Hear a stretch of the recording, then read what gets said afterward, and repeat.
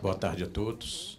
Eu gostaria de agradecer à comissão organizadora pela presença aqui. Falar de insuficiência cardíaca sempre não é demais, né? Principalmente porque, como o doutor Dirceu brilhantemente introduziu e resumiu e falou praticamente tudo que a gente realmente precisa saber do impacto dessa situação que a gente vive no Brasil hoje com relação à insuficiência cardíaca, por conta da questão de que a nossa população está envelhecendo e as tecnologias realmente estão sendo incorporadas ao atendimento de todos, e com isso a gente tem mais pessoas sobrevivendo ao infarto, tem mais pessoas vivendo com diabetes por mais tempo, tem pessoas tratando questões de hipertensão, mas a gente também amarga a situação de que metade das pessoas que têm hipertensão não sequer sabem disso. E metade das que sabem sequer tratam, como a gente viu o que foi apresentado logo no início, né? A questão da insuficiência cardíaca, eu coloquei assim, uma conversa franca e necessária. Essa questão dessa conversa é porque a gente faz o atendimento aqui no Distrito Federal, lá no Hospital do Guará, apenas de pacientes com insuficiência cardíaca que são encaminhados pela rede, pelo sistema de regulação da Secretaria de Saúde para o nosso atendimento. Eu quero só exemplificar como é feito esse encaminhamento. O paciente que tem a sua situação de insuficiência cardíaca, ele procura o médico clínico de perto de casa, que é o médico de família. Esse médico de família identifica aquela situação de gravidade, daquela situação de insuficiência cardíaca. Esse médico de família tenta tratar esse paciente ao máximo que aquela situação dele naquele local possa permitir. E aí, quando ele vê que não tem mais recursos, ele encaminha para o cardiologista. E aí, esse paciente vai para o cardiologista e o cardiologista começa a fazer o atendimento e começa a oferecer tratamento para esse paciente. E quando esse tratamento constitui que está falho, que ele não está conseguindo dominar a doença, é que ele encaminha para nós. Então, quando chega para nós, já passou pelo clínico, já passou pelo cardiologista, e o cardiologista diz assim, joga a toalha, não consigo tratar essa situação. É o paciente que está reinternando frequentemente, é o paciente que não está conseguindo se manter estável, é aquele paciente que o tempo todo está cansado para fazer as coisas, que é o paciente da insuficiência cardíaca. E essa questão de ter essa conversa franca é porque quando esse paciente chega por mim, chega até o nosso consultório lá, chega até nós, quando esse paciente chega até nós, ele sequer sabe da gravidade da doença dele. Ele chega lá e está tratando a insuficiência cardíaca na concepção do paciente como se fosse uma pressão alta. Ele chega e não sabe do risco da mortalidade. Quando eu falo para ele que muitos pacientes chegam e não sabem o que está tratando. Eu pergunto, o que você está tratando? Eu digo, parece que eu tenho um coração fraco, doutor, que é a insuficiência cardíaca. E aí quando eu digo para ele, ele pergunta assim, doutor, isso aí é um câncer?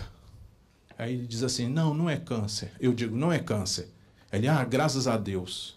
Mas ele não sabe que a insuficiência cardíaca mata mais que o câncer. Mata mais do que câncer de próstata, mata mais do que câncer ginecológico. E o paciente não sabe.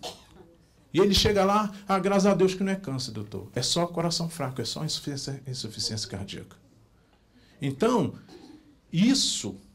essa concepção, ela precisa ser quebrada. O paciente, vocês todos, nós, precisamos divulgar a real da insuficiência cardíaca, a realidade atual em termos de impacto. Porque esse paciente é um paciente que, quando está numa fase avançada, ele precisa sempre de alguém do lado dele, porque ele não consegue fazer nada. Para ir no banheiro, ele precisa de ajuda. Então aí ele já não trabalha porque ele não consegue trabalhar. E alguém precisa ficar com ele, porque precisa cuidar dele também. E aí mais uma pessoa na família que também não pode trabalhar, porque tem que ficar com ele. Aí faz o rodízio da família. Na primeira semana, isso é ótimo. Na segunda. Mas quando passa um ano e está todo mundo assim, quase perdendo o emprego por conta, ele passa a ser visto como um fardo. Ah, não, quem que vai ficar com fulano? Ah, não sei. Então, a insuficiência cardíaca, ela traz uma problemática para a pessoa, principalmente, porque ninguém quer viver desse jeito. Traz essa problemática para a família, porque cai o padrão de vida também dessa família e todos os outros contextos sociais relacionados a isso. E traz um impacto também para o Estado, porque esse paciente que está passando mal, ele tem que ser internado e muitas vezes em UTI. E a gente sabe que no SUS conseguir UTI é uma dificuldade. E quando chega no pronto-socorro, doutor, precisa de UTI, e não tem vaga. E aí a família corre atrás, aquele desespero.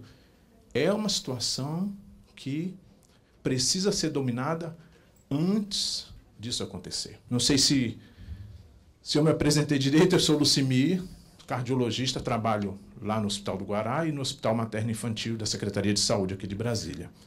A questão da insuficiência cardíaca, como o doutor Disseu falou, todas as doenças que afetam o coração, elas podem originar a insuficiência cardíaca. Ele comentou aqui hipertensão, arteriosclerose, doença de Chagas, que é muito comum aqui para nós, aqui no DF. E isso vai levar à insuficiência cardíaca. E na evolução do paciente com insuficiência cardíaca, ela tem várias vezes uns altos e baixos, e a cada vez que ele interna, ele sai com um risco maior de morte. A cada vez que ele interna e reinterna, ele sai com um risco maior de questão da sobrevivência. Aqui, a questão da sobrevida, à medida que tem a primeira, segunda, terceira internação, à medida que vai internando várias vezes, o risco dele continuar vivo é um risco de continuar vivo, porque, na verdade, a possibilidade maior é de morrer, né? Esse paciente precisa ser controlado imediatamente para evitar que essa doença leve ele ao óbito. No nosso quadradinho aqui do Distrito Federal, a insuficiência cardíaca, só as internações relacionadas ao SUS levaram a um gasto de mais de 6 milhões de reais, né? Isso aqui foi em 2015 o levantamento feito, dados do Ministério da Saúde, tá? Na época, e hoje continua sendo assim, é a terceira maior causa de internação aqui no Distrito Federal. É a terceira maior causa de internação. Ela é a primeira quando é mais de 65 anos. É a primeira causa de internação. Quando a gente leva em consideração os dias de permanência de cada paciente internado por insuficiência cardíaca aqui no Distrito Federal, a gente chega a uma conclusão que é mais ou menos 30 mil dias de leitos ocupados por pacientes com insuficiência cardíaca por ano. Isso significa o quê? Se eu conseguisse reduzir isso em 10% com um tratamento, que a gente consegue muito mais, mas se a gente conseguir reduzir 10% disso, a gente teria praticamente 3 mil leitos livres para outras pessoas ocuparem de outras maneiras. A gente ia desafogar. Então, para o gestor, isso é fundamental. Ter um controle adequado da insuficiência cardíaca significa...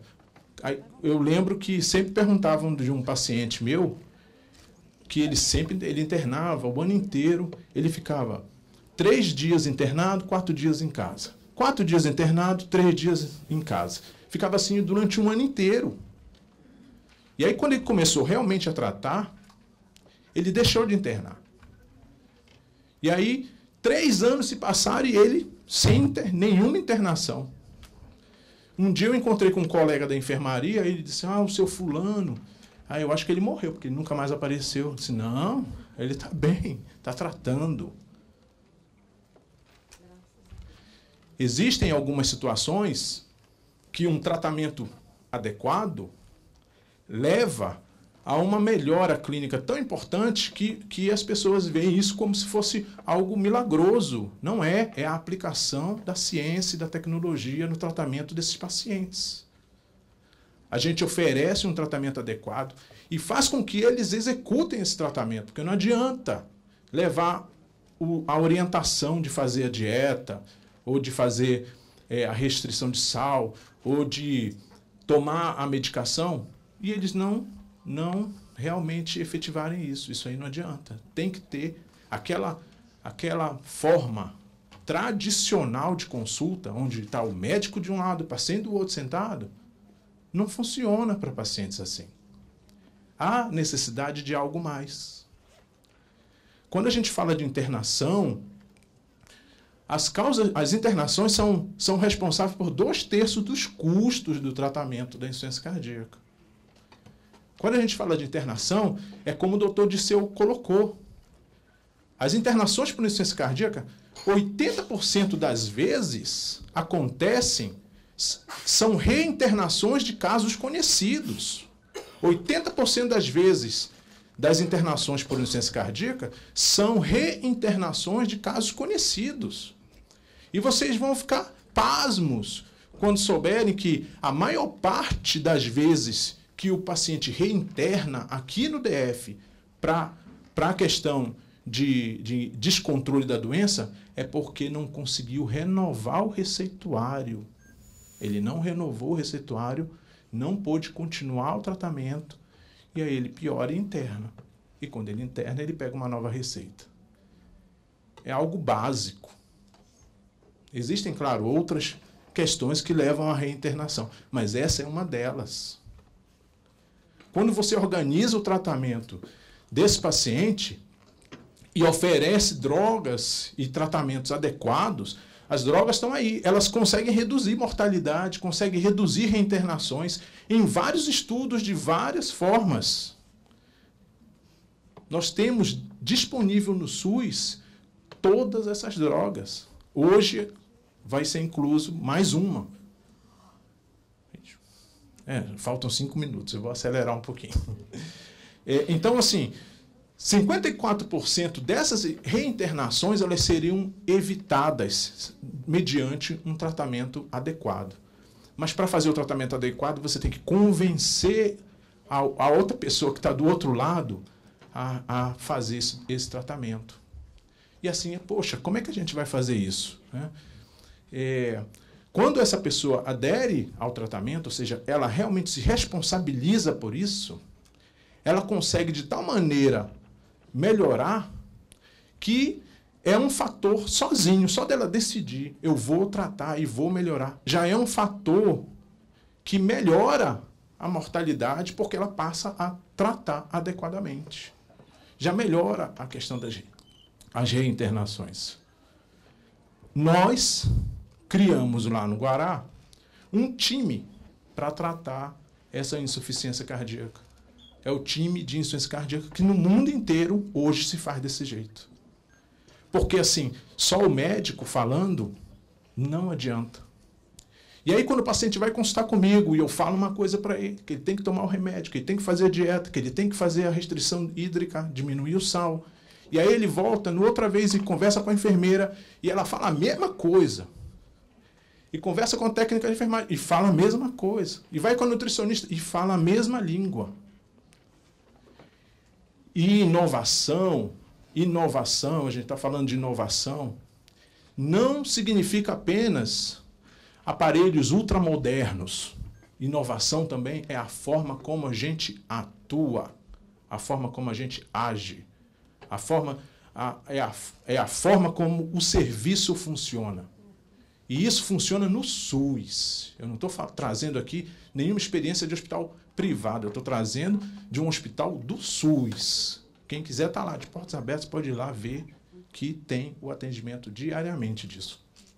E esse time de insuficiência cardíaca consegue realmente diminuir o impacto dessa doença em casos específicos de insuficiência cardíaca para o SUS e para a família e principalmente para o paciente. Aqui, só para ter uma ideia, essa clínica multidisciplinar, ela consegue diminuir o número de reinternações em 85% das vezes. Né? ela gera uma economia, que aqui é cálculo americano, então é em dólar, tá? Ela gera uma economia de $9.800 por pessoa, por paciente. Então, assim, é uma economia que é interessante, porque assim, sempre pensa assim, mas onde a gente vai arrumar nutricionista, cardiologista, assistente social, que é o que a gente tem lá, fisioterapeuta? Essas pessoas, esses profissionais, já estão no SUS. Já fazem isso. Quando a gente vai no centro de saúde, a gente já tem lá assistente social no centro de saúde. A gente já tem a nutricionista e a gente já tem um médico. A gente pega esses profissionais, realoca e dá condições de trabalho, e eles passam a atender esses pacientes com essa visão específica, pacientes mais graves, então tem uma oportunidade mais fácil de marcar essa consulta e esse retorno, eles passam a acompanhar de maneira rotineira. Isso é interessante. Tá? Quando isso acontece, essa clínica, essa unidade, esse time, ele precisa, aqui é só uma estatística de números necessários para tratar. Então, assim, quantos pacientes eu preciso atender para que seja eficaz? Eu só preciso atender 17 pessoas para eu evitar uma morte. Eu só preciso atender 11 pessoas para evitar uma internação. Eu só preciso acompanhar 10 pacientes que evitam a internação por qualquer causa. Acho que agora o meu tempo acabou. Então, eu agradeço e eu vou ficar aqui para conversar, porque isso é o que a gente faz, é o que a gente lida diariamente, tá? E o doutor Disseu aqui, brilhantemente, apresentou tudo antes, senão eu ia ter que falar tudo que ele falou, e graças a Deus ele falou tudo, tá? Obrigado, então.